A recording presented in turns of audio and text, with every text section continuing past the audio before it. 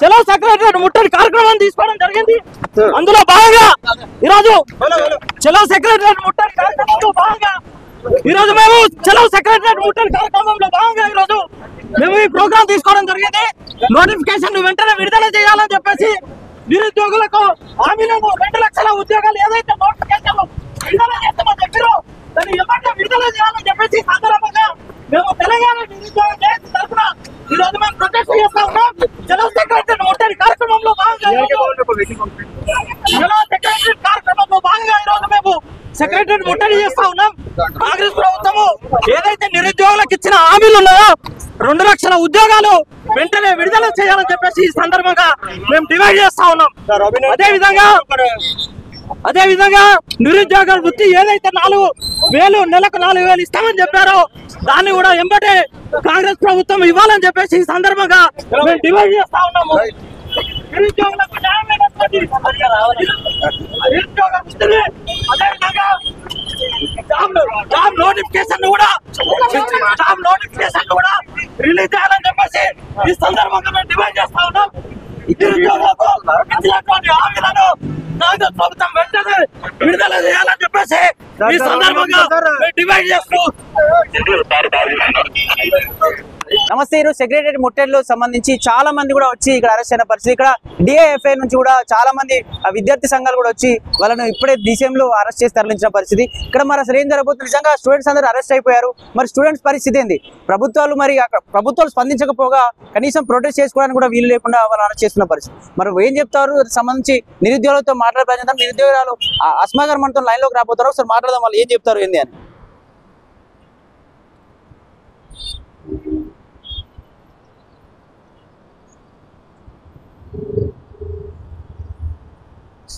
నమస్తే అండి.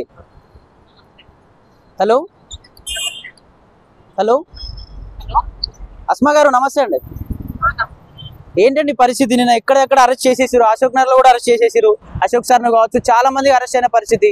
ఇక్కడ కూడా పోలీస్ బందోబస్తు చాలా ఉంది సెక్రటరియట్ దగ్గర. ఇక్కడ కూడా స్టూడెంట్స్ అక్కడెక్కడ బంధించిన పరిస్థితి. మరి ఏంది ఈ ప్రభుత్వం తీరు ఎట్లా చూడొచ్చు అంటారు?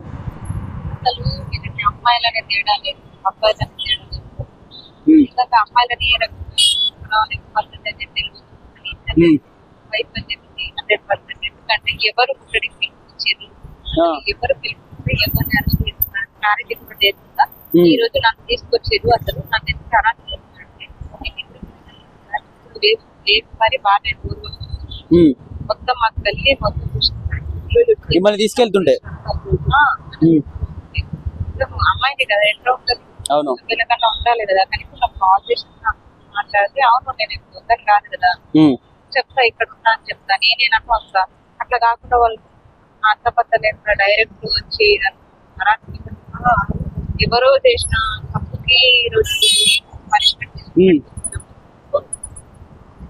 కానీ ఇది 100% ఇంటెలిజెన్స్ వైఫల్యమే. గ్రౌండ్ రిపోర్ట్ ఎట్లా ఇస్తుందని అర్థమైంది. మీరు కూడా దాదాపు ఏదైనా ప్రొటెస్ట్ చేస్తున్న సమయంలో మీ హాస్టల్స్ లో మీరుండే ప్లేస్ లో ఉండకుండా ఇక్కడ వేరే ప్రదేశాలకు వెళ్ళి వస్తే బాగుంటుందేమో అని మా అభిప్రాయం. భయం ఎందుకు? మాకు భయం ఎందుకు? మేము ఇక్కడ నుంచే ఎన్నో ప్రొటెస్ట్ చేసినాం. ఇప్పటిదాకా చేయలేదా? ధర్నాలు చేసినాం, ఎన్నో చేసినాం. ఇంత అరాచకంగా ఎప్పుడు చేయలేదు. కేవలం వారి బలాపూర్వకంగా మమ్మల్ని నిరుద్యోగులందరినీ అరెస్టుల పర్వం చేసిరు. పర్లేదు, ఇలాంటి అణచివేతల వల్ల మేమేం భయపడే ప్రసక్తి లేదు. ఈ విధంగా ముట్టడి విధంగా కాకపోయినా వేరే విధంగా మేము ఎదుర్కొంటున్నాం.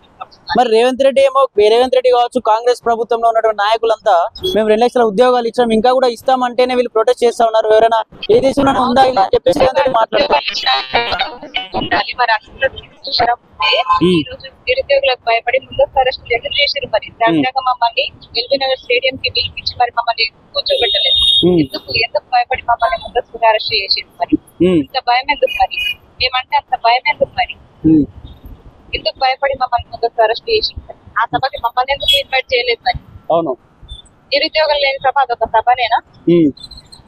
నువ్వు ఏం చేసినావని చెప్పేసి ఎవరితో సభ నిర్వహించుకుంటున్నారు ఈరోజు?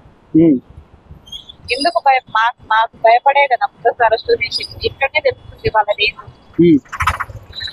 అంటే వాళ్ళు ప్రతిసారి మేము అరెస్టులు అయినా పర్లేదు కానీ నిరుద్యోగుల సహాయం అంటే వీళ్ళు ప్రతిసారి ఏం చెప్తా ఉన్నారు అంటే ఇటు బీఆర్ఎస్ కావాలనే వీళ్ళందరినీ రెచ్చగొట్టే ప్రయత్నం చేస్తుంది, మేము ఉద్యోగాలు ఇస్తున్నాం, కావాలని మా పార్టీ పైన బురద జల్లే ప్రయత్నం చేస్తా ఉన్నారు అని చెప్పి కాంగ్రెస్ నాయకులు ప్రతిసారి చెప్తూ వస్తా ఉన్నారు కదా. మరి వాళ్ళకి సిగ్గులేదు అసలు. ఏ పార్టీ టీఆర్ఎస్ నాయకులు కూడా అరెస్ట్ చేసారు, టీడీపీ వాళ్ళని కూడా అరెస్ట్ చేసారు, విద్యార్థి సంఘాల నాయకులను అరెస్ట్ చేసారు, వాళ్ళందరినీ కూడా అరెస్ట్ చేసారు. మా వెనుక వాళ్ళు వీళ్ళు అంటే ఒక పార్టీ, అసలు ఏ పార్టీ నమ్మే పరిస్థితిలో నిరుద్యోగులు లేదు. తెలంగాణలో ఏ పార్టీ కూడా మేము నమ్మము. అన్ని పార్టీల వల్ల నష్టపోయింది ఒక నిరుద్యోగులు మాత్రమే. కాబట్టి మేము ఎవరిని నమ్మే పరిస్థితిలో మేము లేము, నమ్మం. మీరు జిల్లా వ్యాప్తంగా కూడా పోస్టర్లు ఆవిష్కరించి జిల్లా వ్యాప్తంగా కూడా ప్రోగ్రామ్ చేయబోతా ఉన్నారు. మరి ఆ జిల్లా వ్యాప్తంగా ఉన్న నిరుద్యోగులు కూడా చాలా మందిని అక్కడ ఉన్నటువంటి స్థానిక పోలీస్ స్టేషన్ లో అరెస్ట్ చేసిన పరిస్థితి. మరి ఎట్లా చూస్తారు? రేపు సూర్యాపేట సభ ఉంది కాబట్టి అరెస్టు చేసారు. చేసినా సరే ఎంతమంది నిర్బంధం చేస్తారు? ఒక్క సభను ఆపుతారేమో, ప్రతి జిల్లాలో నిర్వహిస్తున్నాం. ఆపండి, ఆపితే ఎవరికి నష్టం? నిరుద్యోగులకు ఏమన్నా నష్టమా? మేము అనుకుంటున్నాం, మేము అనుకున్నట్టే చేస్తున్నాము. మీరు చేయట్లేదు, మీరు ఉద్యోగాలు ఇవ్వట్లేదు కాబట్టి మీరు మాకు భయపడి మేము ఏం చేస్తామన్న మా భయంతో మీరు మమ్మల్ని ముందస్తుగా అరెస్టులు చేస్తున్నారు. అది మాకు అందరికి, యావత్ తెలంగాణ నిరుద్యోగులందరికీ అది అర్థమైపోయింది. ఏ పార్టీ నమ్మే పరిస్థితిలో మేము లేము. పార్టీలనే మా రంగులే మాకు ఎత్తుంది. ఏ పార్టీ లేదు, నిరుద్యోగులమే మేము, మా వాళ్ళమే నిరుద్యోగులమే, మేమంతా ఒక్కటే. ఇటు గత ప్రభుత్వం నుంచి కూడా మీకు ఇబ్బందులు జరుగుతా ఉన్నాయి. ఏదైతే తెలంగాణలో ఏ నిరుద్యోగం వల్ల అయితే తెలంగాణ వచ్చిందో ఇప్పుడు వచ్చినా కూడా కాంగ్రెస్ పార్టీలో ఇదే దీనికి సంబంధించి మళ్ళీ ఇదే ఉద్యమం కూడా చెలరవుతా ఉంది. మరి ఏం చెప్తాం అనుకుంటు చివరిగా ఇక్కడ కూడా ప్రొటెస్ట్ రానివ్వట్లేదు. మరి నిరుద్యోగులం అనేది పార్టీలను ఏర్పాటు చేసి వాళ్ళని అధికారంలో కూర్చోబెట్టడానికి పనికొస్తున్నాం తప్ప మా కష్టాల మీద, మా భుజాల మీద పెట్టిన పార్టీలు మమ్మల్ని మనం గెలిచిన తర్వాత అధికారంలో కూర్చొని మాకు చుట్టం చూపిస్తున్నాయి. కాబట్టి ఈ ఎలక్షన్ ఖచ్చితంగా చూపిస్తాము. నోటిఫికేషన్ ఇవ్వకుండా మీకు చేతగాక మీరు ఇలాంటి నిర్ణయాలు తీసుకుంటారు కాబట్టి మమ్మల్ని ముందస్తు అరెస్ట్ చేయించి మమ్మల్ని భయభ్రాంతులకు గురి చేయాలనుకుంటున్నారు. కాబట్టి మేము భయపడే ప్రసక్తి లేదు. ఇంకా కొత్త ఉత్సాహంతో మేము ఇంకా ఏమేమి చేయాలనేది మేము ఆలోచించి అందరి నిర్ణయాలకు కట్టుబడి శాంతియుతంగానే మేము ఈ ప్రభుత్వాలకి బుద్ధి చెప్తాం ఖచ్చితంగా. ఓకే, థ్యాంక్ యూ అండి. ఓకే.